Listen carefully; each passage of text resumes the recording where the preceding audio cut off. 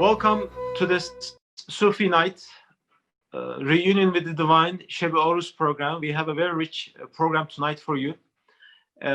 Started by the Quranic recitation by Hamza Bilgic, afterwards followed by a Masnevi story by Yuval Ron, and our keynote speaker, Dr. Zaman Nazai, talking about Sufism, Mevlana Rumi, and Seb-i Arus, followed by another Masnevi story by wonderful Yuval Ron.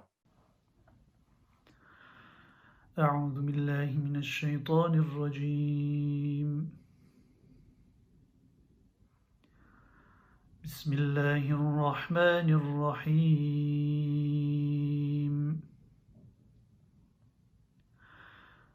تبارك الذي جعل في السماء بروجا وجعل فيها سراجا وقمرا منيرا وهو الذي جعل الليل والنهار خلفة لمن أراد أن يذكر أو أراد شكورا وعباد الرحمن الذين يمشون على الأرض هونا وإذا خاطبهم الجاهلون قالوا سلاما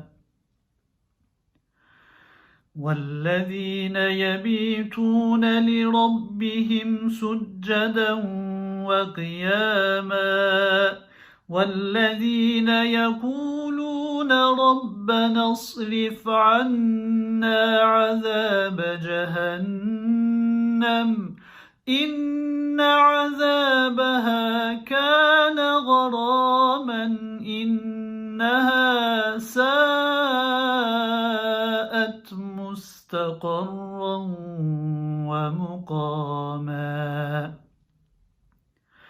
والذين إذا أنفقوا لم يسرفوا ولم يقتروا وكان بين ذلك قواما والذين لا يدعون مع الله إلها آخر ولا يقتلون النفس التي حرم الله إلا بالحق ولا يزنون ومن يفعل ذلك يلقى أثاما يضاعف له العذاب يوم القيامة ويخلد فيه مهانا إلا من تاب وآمن وعمل عملا صالحا فأولئك يبدل الله سيئاتهم حسنات وكان الله غفورا رحيما ومن تاب وعمل صالحا فإنه يتوب إلى الله متابا والذين لا يشهدون الزور وإذا مروا باللغو مروا كراما والذين إذا ذكروا بآيات ربهم لم يخروا عليها صما وعميانا والذين يقولون ربنا هب لنا من أزواجنا وذرياتنا قرة أعين واجعلنا للمتقين إماما أولئك يجزون الغرفة بما صبروا ويلقون فيها تحية وسلاما خالدين فيها حسنت مستقرا ومقاما قل ما يعبأ بكم ربي لولا دعاؤكم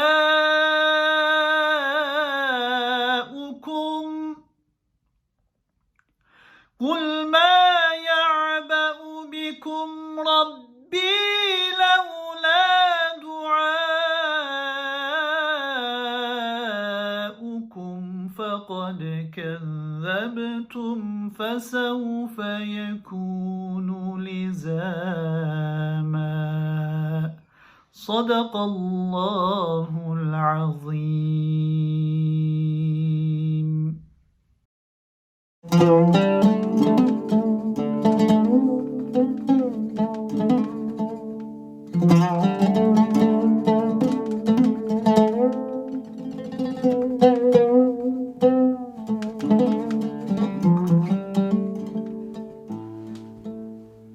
The Ney flute, the reed flute, was dear and special for Mevlana. The sound of the Ney carried the spirit of the Sufi teachings. But more than that, for Mevlana, the Ney reed flute was a metaphor for the human being, for the journey that we all take on. Like us, the reed flute is being cut at the time of birth and taken away from the source, away from the riverbed.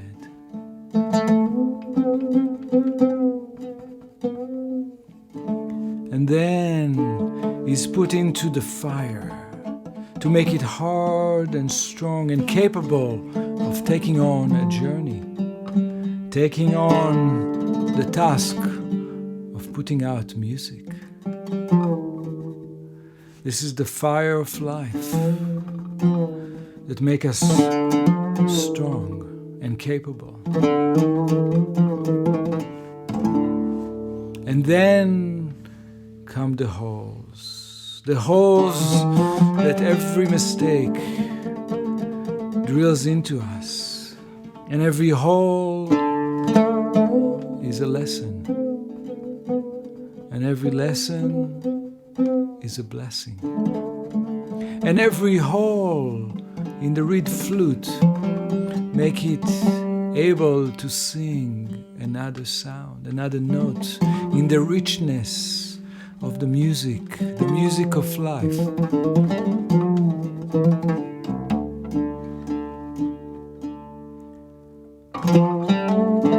One day Mevlana was sitting by the riverbank, holding his Ney reed flute. And one of his students asked the question, "Tell us, Mevlana, tell us, is it true that the beloved, the master of the universe, is residing in every heart of every living being? Not just people, but even in the heart of beasts and animals, wild animals like a camel. Is it true?" And Mevlana just took his flute and put it next to his lip and blew a long, long note.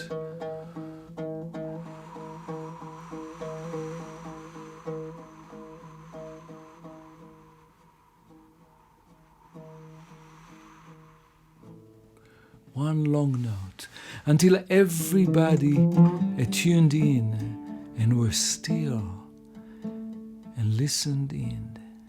And then he said,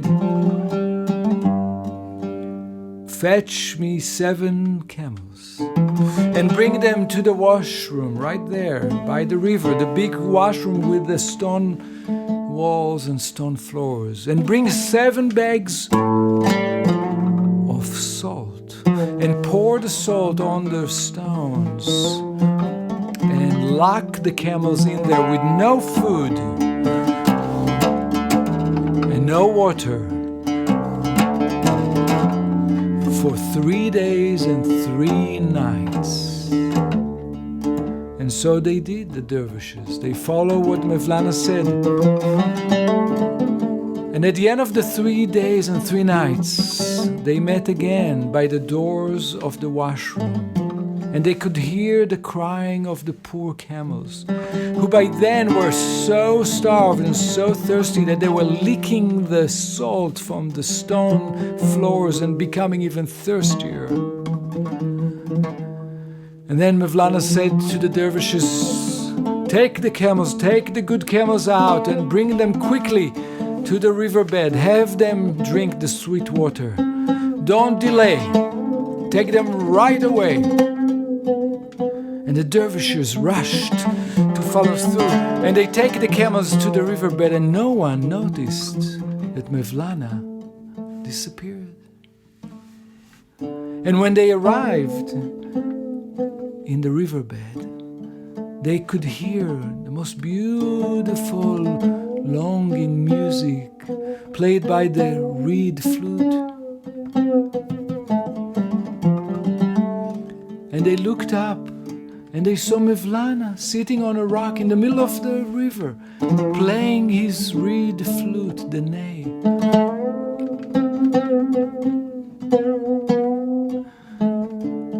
And not only the dervishes stood still and were enchanted by the music. The camels, the thirsty camels, they were transfixed. They didn't drink from the water. They were standing there, looking at Rumi, completely enchanted, listening to the music.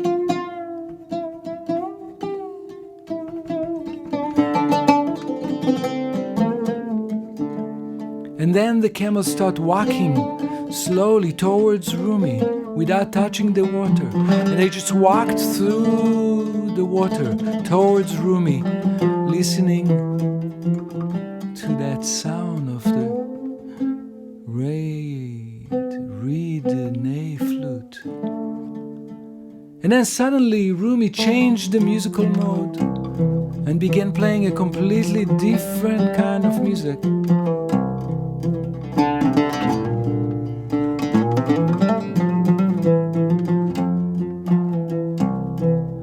And the camels stopped walking, stopped marching, and they dropped their heads to the water and finally drank from the sweet waters.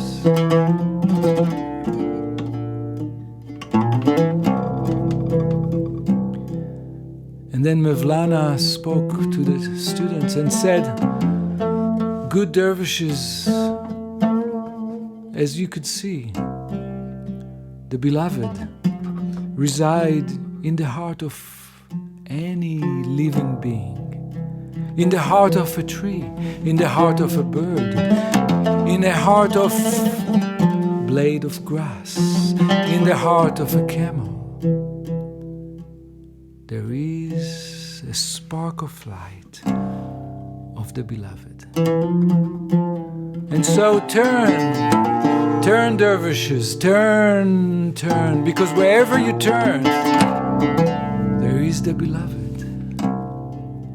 And let the music expand your heart, expand your mind, expand your horizon, and let the sound lead you to the beloved."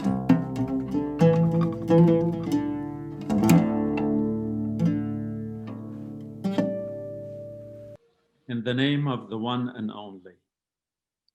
On the occasion of Rumi's spiritual reunion with the divine, the veiling of the revealed in the darkest night of light. We often celebrate time as an instance that rises to the occasion of an opportune moment in which we connect with the other, with none other but the divine in the universal unconscious. In that connectivity with the other, we lose ourselves, our self and self-centeredness. Thus, it's in the loss of the self that we belong to the world not the other way around. We find the truth of our triviality in the totality of the incomprehensible universe. That realization is instanced in the mirror of time as the celebration of a new beginning in a higher realm of awareness.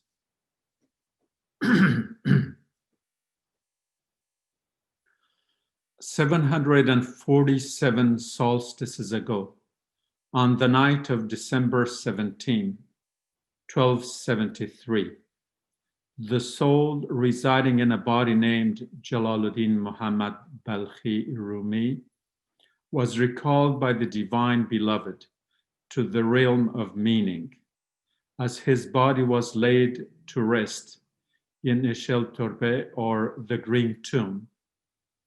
The epitaph quite characteristically consoles the visitors in their yearning of his loss. After my death, don't seek my tomb in the earth, for my grave is in the hearts of men of mystical knowledge.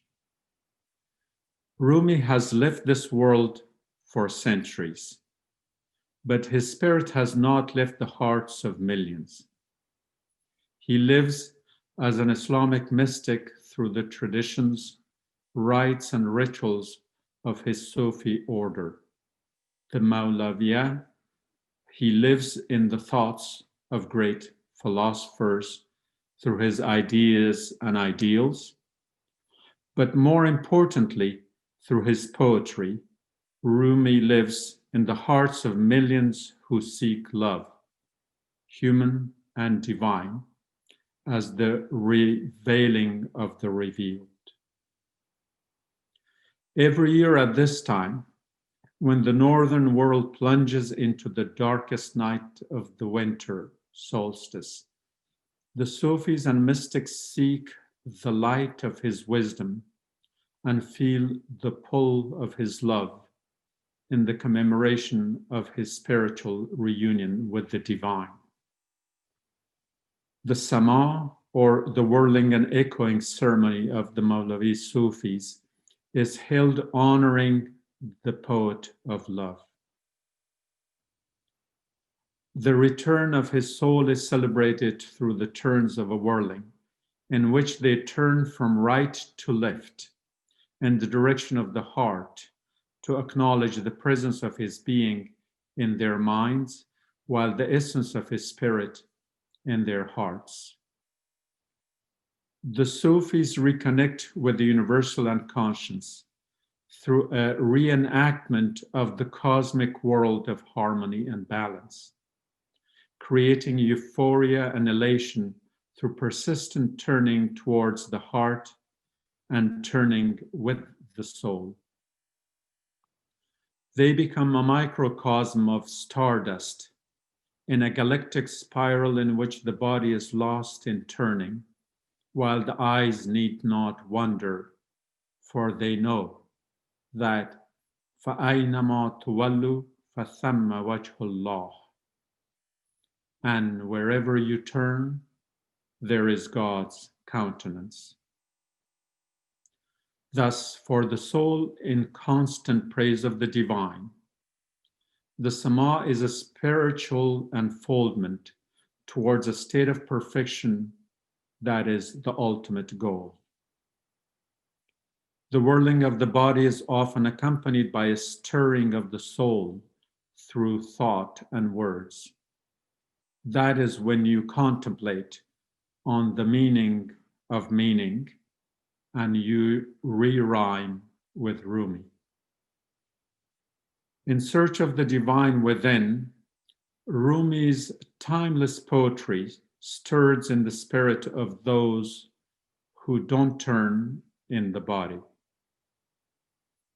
In Islam's rich literary tradition, the Sufis have carved a niche of their own. Because of the powerful pull of this tradition, many poets have eventually become Sufis, whereas Rumi was a Sufi who eventually became a poet. Poetry in general and Sufi poetry in particular is not translatable. What is commonly referred to as the translations or renditions of one of the many possible interpretations of the poet's thoughts and inspirations that are versified, re-rhymed, or free-rhymed outside of the original linguistic milieu. Thus, one must be linguistically and culturally immersed in both traditions to comment on poetry in this regard. A.J. Arbery, for one, meets this criteria of biculturalism. For instance, when he writes that Rumi is one of the world's greatest poets in profundity of thought, inventiveness of image, and triumphant mastery of language, he stands out as the supreme genius of Islamic mysticism. But even then, much of the poetry at best remains permanently straddled across the cultural divide. In spite of the attempt to catch the allophonic resonance, the poetically embedded nuances and niceties of the beauty of thought of the original, most of his poems don't carry over to a new vernacular. Add to that task the complexity of thought, which may be deliberately expressed ambiguously, like Rumi's quatrain on Halaj. The controversy of Mansur Halaj's claim saying, "I am the Absolute," has remained unresolvable throughout Islamic history. The never-ending debate has been and still is as to whether Halaj literally claimed divine identity or his divinations and spiritual exhortations had any of the many possible alternative interpretations. Rumi adds to the confusion of the mind and the infusion of thought by intentionally playing on the double entendre of the lexicon and the cross-cultural ambiguity of poetic nuance. منصور بود آن خواجه که در راه خدا از پنبه جان جامه جان کرد جدا. منصور کجا گفت اناالحق می گفت منصور کجا بود خدا بود خدا. That literal interpretation of the first two hemistiches, in spite of the mystical metaphor, makes a clear statement in the gamut of mystical thought. Mansur was the master who, in the path of God, separated the garment of the soul from the fiber of the body. The distance between the two beings, one lost, one ineffable. Rumi envisages the ineffable in the imaginal real, first through the mind, then through the heart. As he fails in both attempts, he accepts him as the ineffable and draws to him in supplication. صورتگر نقاشم هر لحظه بتی سازم وانگه همه بتها را در پیش تو بگدازم. صد نقش برانگیزم با روح درآمیزم چون نقش تو را بینم در آتشش اندازم. تو ساقی خماری یا دشمن هوشیاری یا آن که کنی ویران هر خانه که می سازم. جان ریخته شد بر تو آمیخته شد با تو چون بوی تو دارد جان جان را هله بنوازم. هر خون که ز من روید با خاک تو می گوید با مهر تو هم رنگم با عشق تو هم بازم. در خانه آب و گل بی توست خراب این دل یا خانه درآ جانا یا خانه بپردازم. I'm a form giver, sculpting idols into shapes every moment, but before you, I melt them all down. I invoke 100 phantoms imbued with your spirit, but when I see your image, I set them all afire. Are you a jug of wine to quench my thirst, or a foe of sober intellect, bringing ruin to every house I built? I am a form giver, sculpting idols into shapes every moment, but before you, I melt them all down. I invoke 100 phantoms imbued with your spirit, but when I see your image, I set them all afire. Are you a jug of wine to quench my thirst, or a foe of sober intellect bringing ruin to every house I build? My soul pours into yours in a blending as I cherish it, absorbing your fragrance. Every drop of my blood blooms where it falls, perpetually proclaiming the one truth. With you, I'm immersed in the color of love. This heart of mine is desolate without you. In this dwelling of water and earth, enter this house, O soul, or I too shall abandon it in emptiness. Thank you.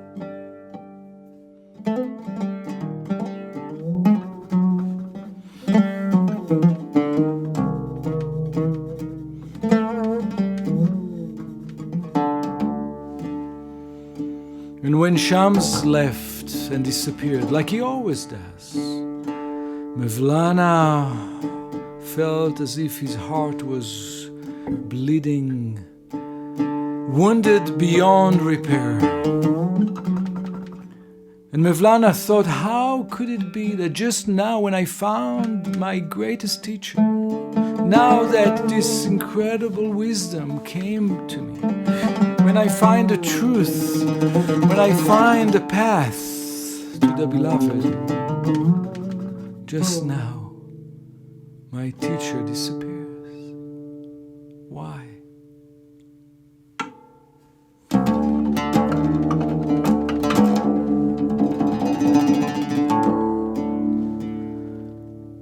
And Rumi went traveling all over the Middle East, looking for Shams but not finding Shams.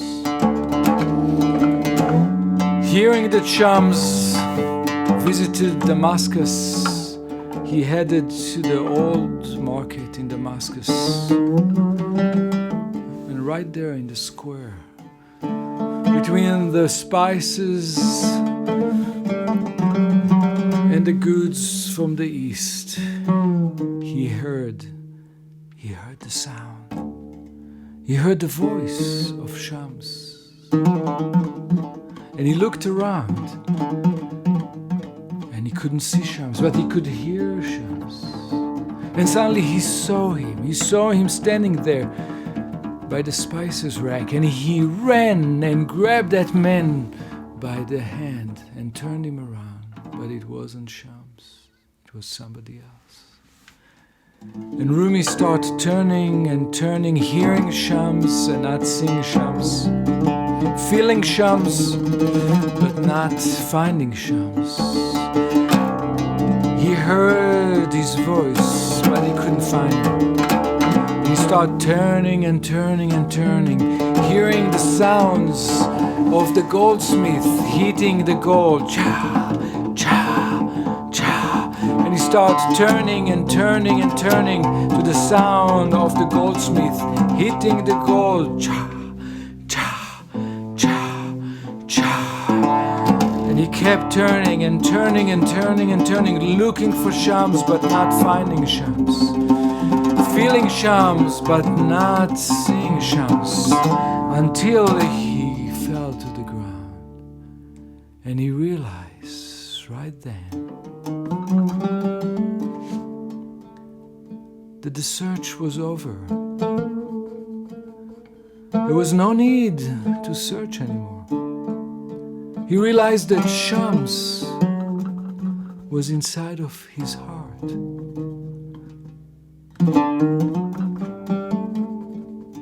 All the answers were inside his heart. There was no need to look outside of himself. Shams was inside of him, just like the sacred name that he heard coming out of the goldsmith, hitting the gold. The sacred name was inside the goldsmith, sounding their hammers hitting the gold. Cha, cha, cha, cha, cha. Allah, Allah, Allah, Allah, Allah, Allah.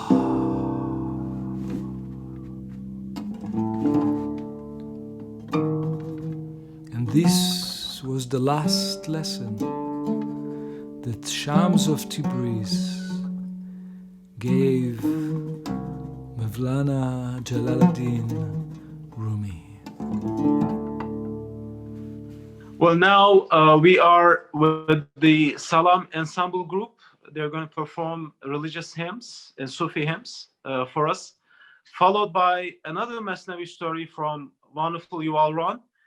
And in the wrap-up with the closing remarks, we're going to have Habib Burger with his wonderful remarks about Sufism, getting close to God, and the importance of Seb-i Arus. Ey Allah'ım beni senden ayırma. Ey Allah'ım beni senden ayırma. Beni senin cemalinden ayırma. Beni senin cemalinden ayırma. Seni sevmek benim dinim imanım. Seni sevmek benim dinim imanım. İlahinin o imandan ayırma. İlahinin o imandan ayırma. Allah, Allah, Allah, Hak la ilahe illallah. Allah, Allah, Allah, Allah, Hu la ilahe illallah. Server-i sermülendimiz Hazreti Pir Efendimiz. Server-i sermülendimiz Hazreti Pir Efendimiz. Şahid-i şehlevendimiz Hazreti Pir Efendimiz. Şahid-i şehlevendimiz Hazreti Pir Efendimiz. Ya Saadettin ya Cibari edrikni şeyh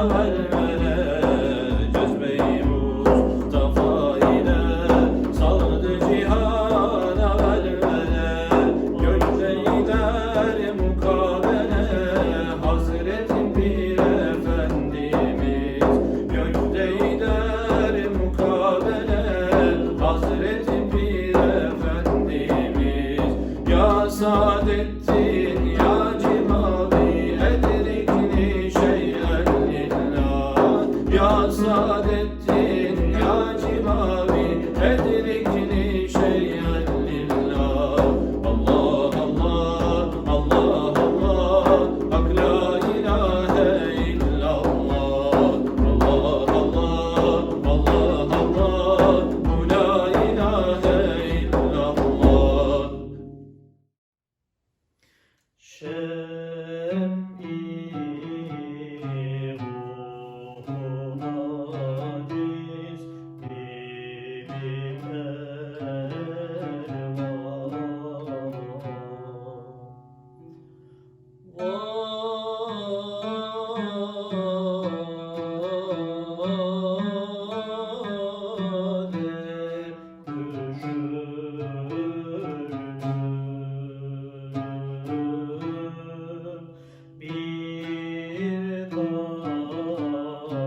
kaderi genge biri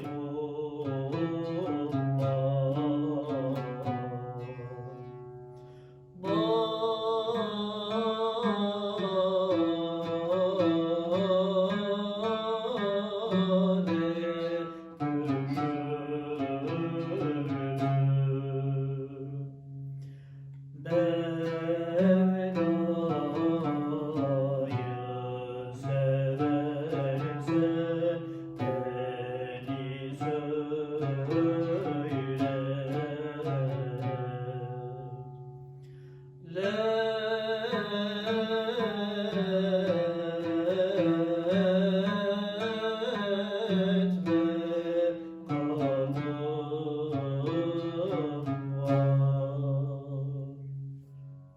Dinle sözümü sana derim özgedadır Derviş olana lazım olan aşk-ı hüdadır Aşıkın nesi var ise maşuka fedadır Aşıkın nesi var ise maşuka fedadır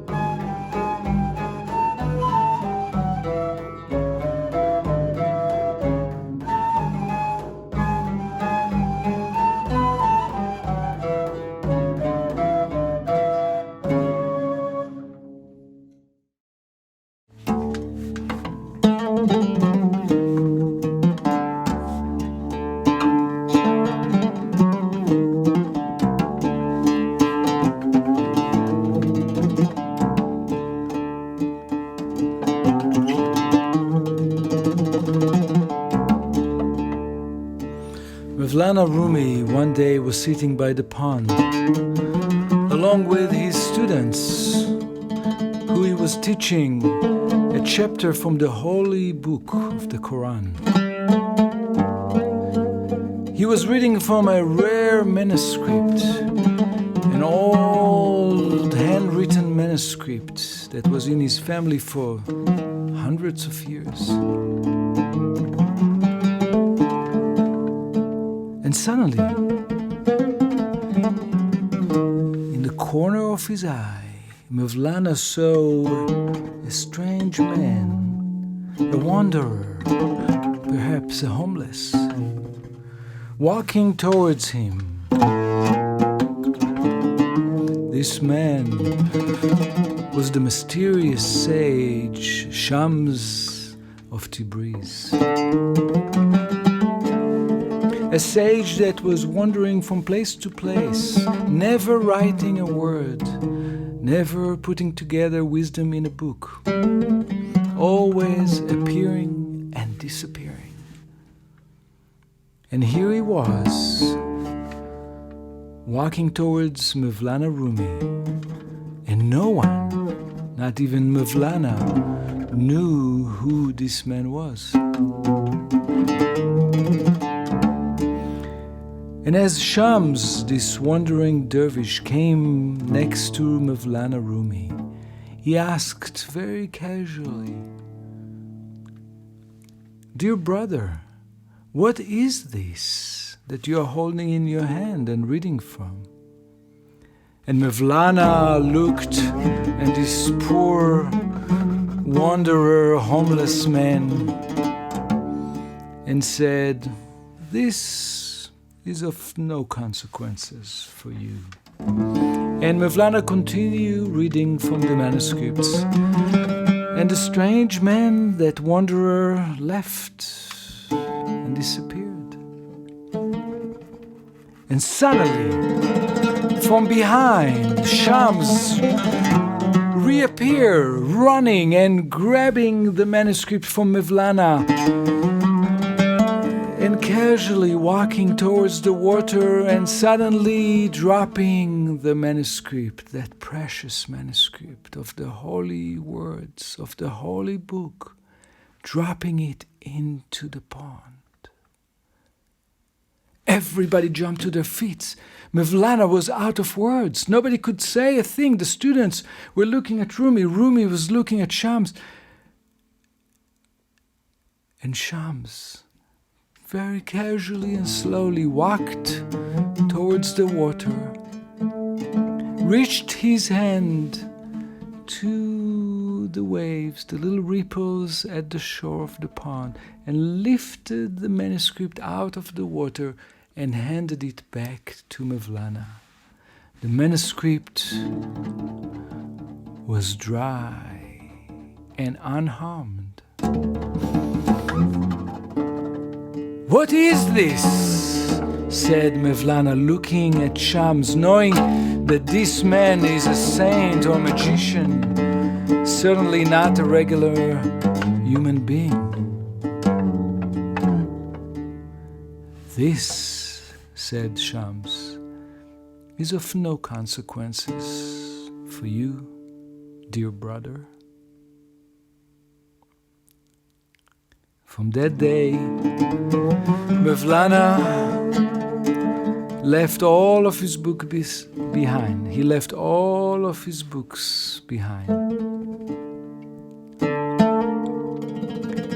And he began the soulful conversation and studying with Shams, his new teacher, studying from the Book of Life, leaving his library locked up for the rest of his life. And that is when the great poems came flowing out of Mevlana Rumi. That is when he began writing. That is when he began writing those amazing poems expressing the wisdom of Shams of Tabriz. Assalamu alaikum, Peace be with you. Bismillah. When we come together in these very unusual times to remember Allah through recitation, stories and songs and the other forms of remembering Him, Allah invites us to remember who we truly are and why we exist. These forms of remembering Him help us to increasingly become conscious of the depth of our connection to Allah and to each other and to all of the creation. They help us to know in our hearts that we are all united. And the Beloved loves to hear His name on the lips and in the hearts of His servants, and in response, gradually removes the veils that keep Him hidden. And then the lover of Allah finds Him not only secreted within the heart, but also in the outer world. Then whenever and wherever we turn our face, there is Allah. The beauty of these forms of remembering Allah can help us hold our experience of Allah's majesty through these unusual and challenging times, times where our experience of outer circumstances makes us feel as if we are being held strongly, as if we are being squeezed. Just as the experience of the beauty helps us to travel inward, our experience of constriction helps us to turn inward, to run towards Allah. The present crisis can be an occasion for spiritual awakening and can be seen as a gift from Allah to open our eyes to the spiritual realities that so many of us have forgotten. The present crisis gives us the opportunity to turn more inward, toward contemplation, toward self-examination. For a lover of Allah, these times invite us to reflect and to see what stands in our way to surrendering and trusting Him completely. They invite us to reflect and identify the barriers to complete surrender, to being in the presence of Allah. These times remind us that human life on this earth is temporary. They remind us that the human being can shed blood and spread corruption, and the human being can also decide to walk the path of love. And these times remind us, they remind us that there will always be people on this earth who will choose love and light and union, and who will spread mercy and beauty. And there will always be people who decide to do the other. As Sufis, we know that love is the most powerful force in the universe. And the Sufis have understood that this transforming potential of divine love, and that the Sufi path is the path of love to Allah. The spiritual life means learning to focus all our energy in one direction, towards Allah, subhanahu wa ta'ala. Love pulls us back to love. Love reveals love. Love makes us whole, and love brings us home. We are loved by God in the depth of our soul, and that is the deepest secret of being human. But so often we forget this essential nature of our being.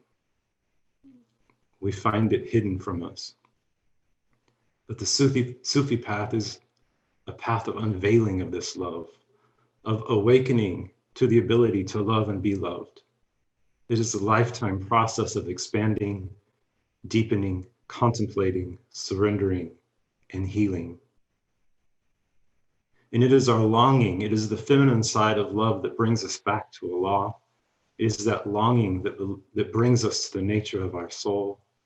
Our hearts long for God, and our heart's desire to find the Beloved. And if we follow our longing, it will allow us to go through the pain of separation from our source. We will be drawn back to God. Our hearts long for truth, and the miracle of the pain, which is the longing of our hearts, will bring us home. Our forms of remembrance that we share tonight help us to remember that innermost connection to love. In these times, we need to have a true understanding of Allah. Allah is Al-Ghani, Al-Hakim. He does not need anything. And in this richness, he gives us guidance and what we need to be complete, safe, happy, secure. He is there for us, and his love for us is the cause of our love for him. And Al-Hakim is the wisdom with which he carries us through life and gives us what we need for our completeness. Allah's love for us is the only true knowledge we need, and from that everything else grows. That Allah loves us. These times remind us that even though we experience difficulty, that what comes out of difficulty is goodness. Whatever Allah gives us, all the challenges are not there to punish us, but they are possibilities to grow like the coal that is pressurized to form a diamond. We human beings need these times where we are put into pressure, the pressure of difficult states, so that we can look at our egos and look at those things which our egos prefer to ignore, and through that pressure become purified and beautified. It is when we open our heart to Allah's love for us that we can truly become human and truly become worshipers of Allah. And through this path, we can find peace, peace that only comes from the everlasting, the ever existing, from Allah. To be human is to have an intuition of the universal truth of oneness. And every one of the prophets that Allah has sent from Adam to Muhammad, may his blessings and peace be upon them all, came with this truth as the core of their message. Allah has created this universe out of love for human beings, and his love for us reminds us that he wants us to open our hearts for our love for him. And for that, he sent messengers and prophets to remind us of this love, to remind us of the purpose of our existence, to love and to worship. May the forms of remembrance we've shared tonight remind us who we truly are and why we exist, to love and to worship. May they open the gates of our heart to be in such a state of Allah's love that the existence or non-existence of any particular thing is the same, that we cease making positive or negative divisions.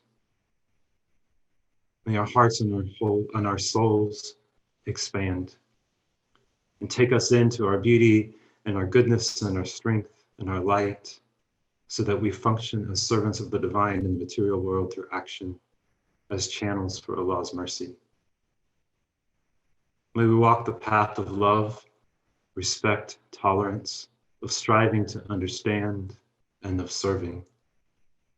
May we touch and feel the light of our soul, for it is through mercy and compassion that everything was created. When the moment comes that we truly understand that Allah loves us, when we open our hearts to this deep experience, this existential knowledge, we can trust and surrender and participate in forming a better world. May we work to spread that love, mercy, and beauty that is the source of our existence. May we always walk the path of peace, tolerance, and understanding. May we, like Imam Ali, see the divine qualities in everything, both the seen and the unseen. May we open ourselves to the absolute through the doors of faith and trust and thankfulness, through which we can stay in the moment, in the presence of Allah. May our words and our actions always express our love and our trust in Allah. May our thoughts be nourished by the beauty he has put in us, filling our being and our hearts with thankfulness and the possibility to see the blessings around us, to see the fullness, and to let go of the qualities that we do not need. May patience and thankfulness always be in our hearts, especially in these times. And may we be a community that feels and sees and takes care of each other's needs. remembering that everything we have belongs to Allah and is given by Allah.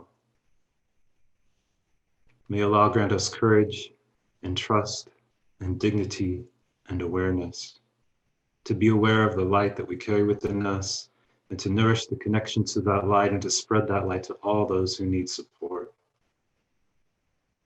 May Allah strengthen us and bring us together in Allah. May we know that there are many people on this earth who stand up for love and justice and freedom and dignity for all without separation. And may we be among them. May we be strengthened, and may Allah bring us wisdom and trust and surrender. For the deeper we trust and surrender, the more we can walk through life uniting, serving, bringing beauty and love to the creation. May this night, in the forms of remembering Allah we have shared, in the beauty of your worship tonight, carry the smell of paradise, so that each of us are inspired, so that the beauty that Allah has put in each of us shines through in the world, through all of our words and through all of our deeds.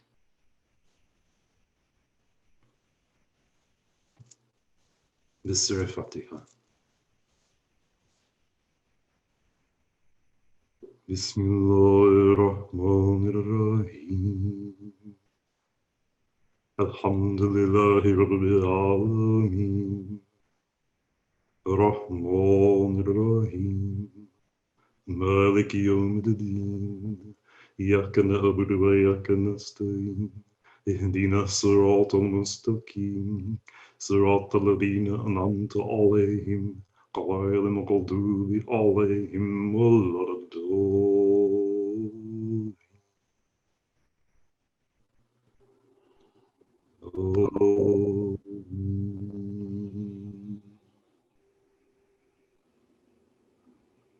Many thanks to Habib Burger for his reflections of Seb-i Arus, prayers, wonderful prayers, and the recitation of the first chapter of Quran, Surah Al-Fatiha.